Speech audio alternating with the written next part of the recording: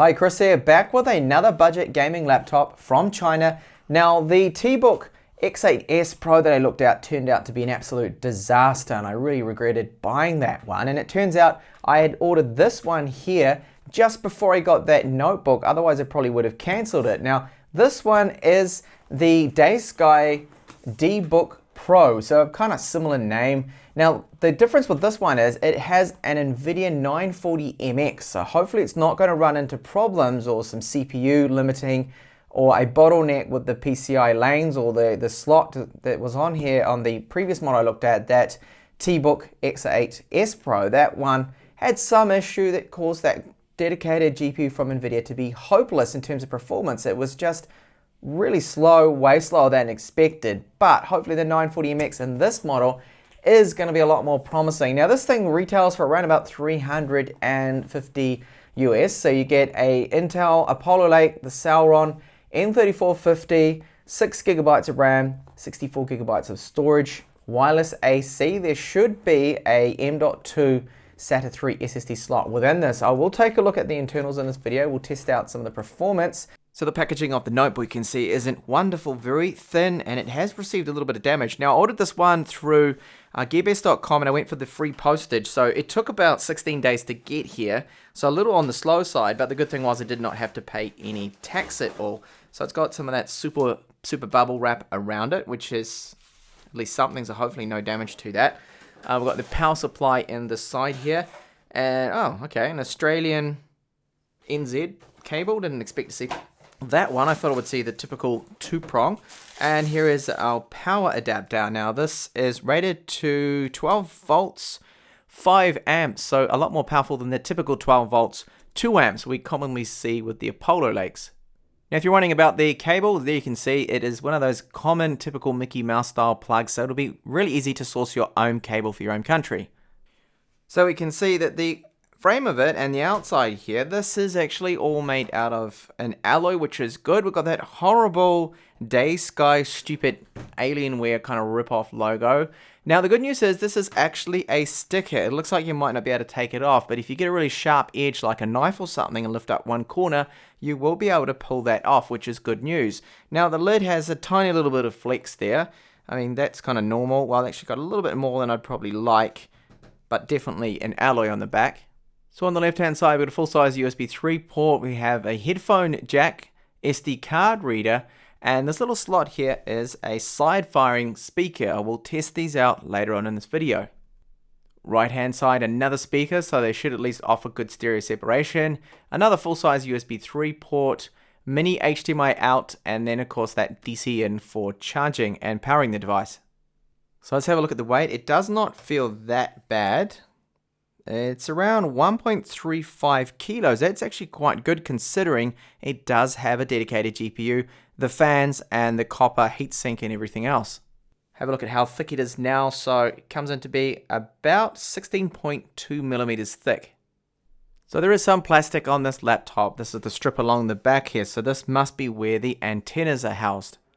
So on the underside, we've got a lot of screws there, 4 rubber feet, and this is the intake vent there. So that's where the air will come in, and that's going to be then blown out just above in front of the screen, actually is where that exit vent is, but I'll show you in a second. Now, it wouldn't be one of my videos, would it, without having a look at the internals. So we have here a 10,000 milliamp hour battery, or 37 watt hours, which is okay. That's actually not too bad for the N3450, which is right up here. Now you can see they've got a tiny little thermal copper heat transfer pipe here and the fins, and a tiny little fan. My bet is that you could probably just end up unplugging this and let it run passively and keep that passively cooled, but of course you will need active cooling for the GPU, which is right here.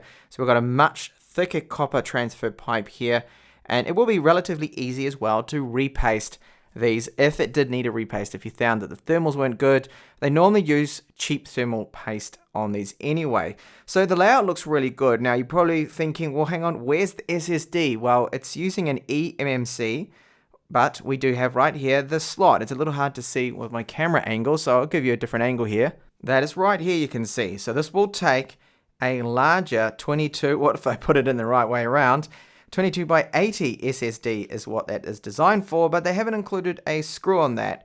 So I'll see if I can run that. Now this is only SATA 3. This is not going to be PCIe or NVMe, so it's not a real super fast one. Now you do note that this has a PCIe type slot here, but it's a little different. This is more like an eMMC 3 or whatever revision it is that it's using. So this graphics card you will be able to actually replace or use, even in that T-Book X8S that I reviewed had the same exact similar setup. So it's good to have this here. The positive is this right here is the wireless card. So it's using an Intel 3165, which is wireless AC. Now that's up to about 400 megabits per second transfer rates maximum. So you could upgrade that to something like an 82060 from Intel as well. And that gives you rates of, I think, around 850 megabits per second max. If you weren't happy with this card, then you can replace it. It's another positive. Right here is the little battery for the BIOS. If you need to do a BIOS reset, then simply unplug this. Now these speakers are a little bit odd because they're actually downwards firing speakers, yet the outlet for them, where the sound has to be transmitted out, is on the side. So I don't imagine they're going to sound very good with this setup, but I'll give you a sample of them later on in this video. So the internals look good. The battery's screwed in place. We've got an upgradable GPU, upgradable wireless card. You can add an SSD. It's actually looking very decent so far. Hopefully we keep with the same trend here when it comes to the rest of the laptop. So let's move on now. All right, so can it be opened one-handed? Yes, just. And I can see straight away that we've got a horrible Daysky written right here. In fact, that is another sticker, so that's good actually. We'll be able to pull that off. So first impressions, this keyboard, that feels okay. I'm pressing down quite hard there. There is a little tiny bit of flex there, but not a lot. There doesn't seem to be any shortcuts for print screen. Oh no, okay, you have to use the function key. I'll give you a close-up of the keyboard in just a second. So the touchpad, reasonable size here. Hopefully it's running Windows Precision drivers. And doesn't it have a little bit of a MacBook feel to it, doesn't it? The way the keyboard is sunken in there in the middle. And then, of course, we've got these squared off edges around here. But overall, so far, the build actually seems pretty good. It's nowhere near as cheap feeling as that T-Book X8S I looked at, the Pro model. So here's the keyboard layout, just a close-up of that. Now the power key location, don't particularly like that where it is placed. I always like a power key away and actually separate from the keyboard, but it's something I can live with because you can set in Windows that if you tap it to do nothing. Along the top here are the exit vents. So that's where the hot air is going to come out, right here, just here and there. You can see the tiny little grills there. That's where the hot air is going to be coming out from. And yeah, overall not too bad. Status LEDs right there too for your caps lock, scroll lock, and power on. So what about the screen here? It does have a matte bezel around the outside, which is black and not silver, which is good. That's a good move here. Webcam, but I don't see actually where the microphones are, which is interesting. They must be located somewhere down in the keyboard, which won't be that great. I think the mic is actually this little tiny dot right down here. See that where my finger is? So that's where that is. So the screen, is it going to be glossy or matte? Let's find out. Under the screen protector. And it's a matte screen, so this is good. Now before we get into Windows, I wanted to have a look at the BIOS, and mainly this right here, which is the power limits we have for that Apollo Lake N3450. So you can see here that we do, yes, have the power limits there. And I'm going to set this to disabled since it is actively cool. We want maximum performance from that CPU. So I'm going to disable that there in the BIOS. Now to get into that is right here in this menu. So you go to Advanced CPU Configuration and then find CPU Power Management. A lot of people ask me on the forum just how to do that. And for boot, I have actually installed my own SSD, that Crucial I showed you there, just so it'll be a little bit faster. But I'll not actually boot over to that just to start with. First I'll show you the default boot configuration that we get from the factory. So you can see I have an SD card now in there, and it does stick out quite a bit. So be careful you don't accidentally break those off. It's happened to me in the past with those kind of SD card readers. Now having a look at the screen, so it's a 14.1 inch screen, 1080p. Now the hardware ID comes through as MS_0003, which in past experiences with this particular display has always been a TN panel, but this is definitely not a TN panel, so it's matte coated, and I'm getting proper IPS viewing angles. That's as far as the screen will go back to, so it's not amazing.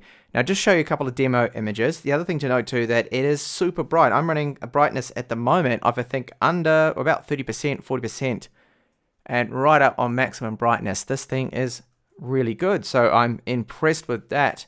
So overall, it's looking like a decent panel considering the price of this laptop. So I got a couple of other things here that I wanted to point out. So the SSD, the eMMC it has in here is 5.1 spec. It is a SanDisk DF4064 and very good speeds here. So we've got 266 reads, 104 sequential writes, and the 4Ks there are okay. Of course, if you want faster, then use an SSD, which I have plugged in into that slot, my Crucial, and that is running at full SATA3 speeds there, which is good. Now, it's not all good news, unfortunately. The touchpad so far, in my experience with it, is absolute rubbish. I don't like it. It doesn't seem to support scrolling up and down gestures. And you can see here that it is not a precision one. It's just some sort of PS2 mousepad, PS/2 port compatible pointing device. And yeah, and the clicks left and right for your mouse buttons, way too shallow. So I do not like the mousepad at all on this. So it's running Windows 10, as you can see, of course, Windows 10 Home, and it is activated. It was actually already activated. There was already an account set up as well. So if you're not happy with that, do your own clean install, of course. Now the camera is another bad point of this laptop. It's VGA, so we've only got 480p resolution, so it looks very pixelated. At least it is 30 frames per second, but not wonderful. You want to use an external 1080p Logitech webcam with this one, I feel. So now that I've used the keyboard for a little bit more now to type on, it's okay, but it definitely does not feel as good as the Teclast F7 or the EasyBook 3 Pro keyboard. It's just got a little bit of a sponginess to it. The keys themselves, they don't have that same solid feedback to them. They just feel a little bit cheaper, but it's okay to type on. It's just certainly not the best out of this class of laptop. Okay, so I have GPU Z running here now, just to have a look at the information on this GPU. Now, one thing to note, that it's the 940M and not the Nvidia 940MX that Gear Best advertised. So their listing is incorrect, so that's not good. They need to correct that information because the 940MX is actually slightly faster, slightly better, even though it's a very similar GPU. Now, if we have a look at the link speed here on the bus interface, so PCIe ×4 mode, I don't know whether the T-Book, the X8S Pro I looked at, might have had this stuck on only one, but there was some sort of problem with the performance of this one, but it doesn't seem to be the case here, at least not in my testing so far with this. Now, there's the clocks down here. Now, I cannot seem to overclock the core clock. You can overclock the memory. And speaking of memory, so the system memory, we've got 6 gigabytes of double data rate 3 RAM, and it's running at 1333 megahertz, and not the typical common 1600. But it seems that the timing of that RAM seems to be at least good enough to get scores that are on par with other laptops running it at 1600 megahertz. So that's Geekbench 4 score right here. So normally we see anywhere from about 4000 to 4200 maximum, and about 1400 maximum score there for single core on the N3450 with its maximum turbo of 2.2 gigahertz. And then onto the GPU score. So this is OpenCL score using the Nvidia dedicated GPU. I have it set in the settings exactly like I did with the T-Book. Forced it on, also forced on maximum performance mode. And we get 22,000. Now 22,000 is quite an increase over the integrated graphics, which is only about 7,000 to 8,000 is all that the Intel 500 HD can get. So that's a huge increase. But in terms of a gaming laptop, well, it's not really that wonderful at all, the score here, because the MX 150 that's in my Mi Notebook Pro, that gets a score of close to 96,000 or 90,000 there. So you can see it's a huge difference in performance between those two chips there. Of course, the MX 150 is a lot newer.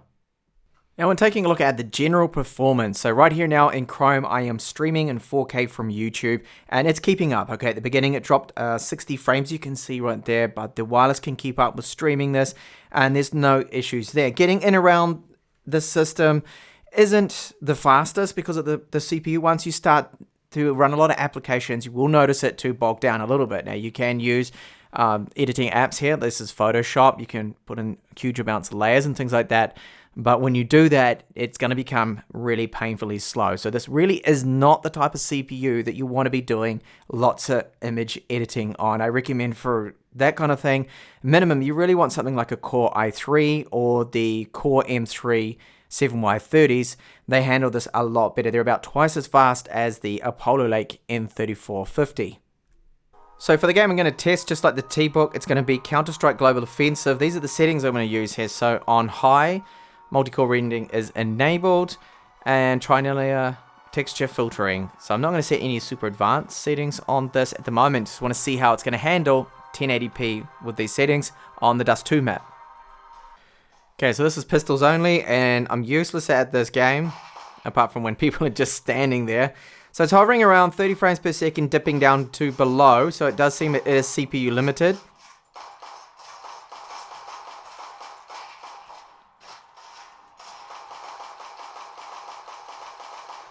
Surprised that no one's shot me yet. I spoke too soon. So that performance isn't wonderful, but it seems that it's a lot better than integrated graphics, of course, because that would only be running this at about 15 or 10 frames per second at 1080p with these settings. So I'm going to have a go at lowering the settings down and see if we can boost that frame rate, and even try 720p, which may actually be a little bit better for this GPU. Okay, so 720p on low settings here. Let's see now if that is going to give us a huge improvement or not. So now 720p on the low settings. It hasn't really improved that frame rate a lot, as you can see. It's dropped down to about 38 then. So it's up maybe on average 5 frames per second, a little bit more than that, but not a huge improvement there. But you can see with this better frame rate, I'm able to actually get a few headshots, because normally all I do is just die time and time after again. But it's definitely smooth and definitely playable, and so much better than the integrated GPU. So I decided to step things up a little bit and test out Rise of the Tomb Raider, and this is the result here from the benchmark. Low settings, 720p. This has actually surprised me. An overall score of 82 frames per second. But note the GPU temperature, it's getting up to 87 degrees, so it's getting rather hot. It might need a repaste, or maybe it just can't handle the kind of heat that that 940M is producing. Of course, I'll give you a sample of gameplay here. You can see it's just below 30 frames per second, and I think this is doing really well, considering it's only got that Apollo Lake N3450 as the CPU, which is pinning down that 940M big time, I feel it is.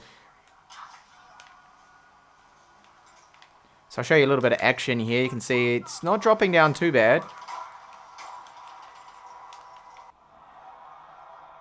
So another demanding title. This one's Project Cars, running around about 30 frames per second. And you can see this one's being limited by the CPU, because the GPU is only really running about half, 50%. So that's not the problem. It's that Apollo Lake N3450 that's holding things up here. But otherwise, 720p on the lower settings here, you can see that this is playable, which is great.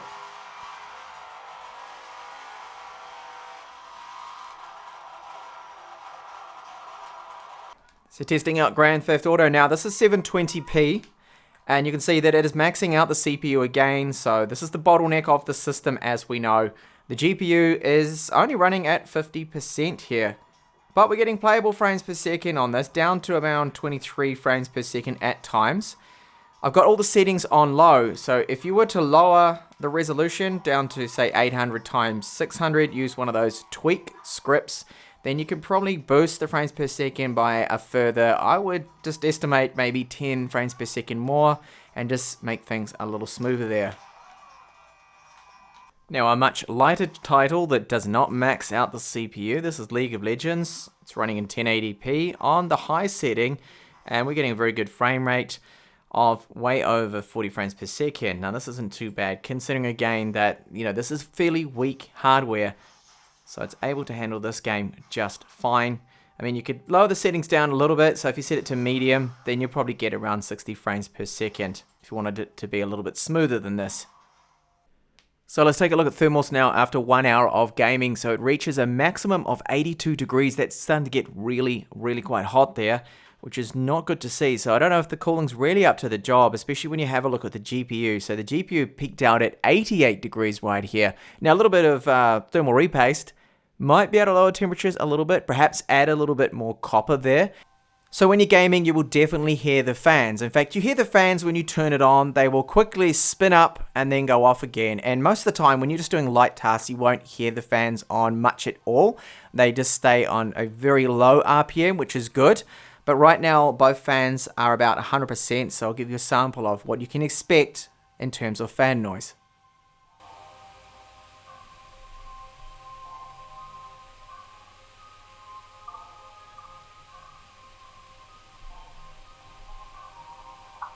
So it has the two side firing speakers as I showed you in the start. So one here, then one in the exact same position on the other side. Let's have a listen to them.